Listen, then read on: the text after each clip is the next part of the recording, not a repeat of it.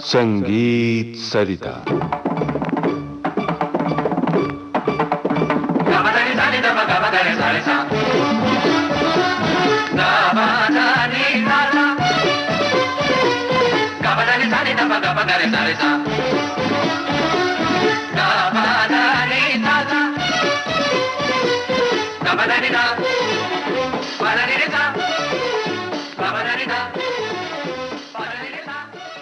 संतूर यात्रा। संगीत सरिता में इन दिनों आप सुप्रसिद्ध संतूर वादक पंडित शिव कुमार शर्मा द्वारा प्रस्तुत ये श्रृंखला सुन रहे हैं। आज सुनिए इसकी 6वीं कड़ी।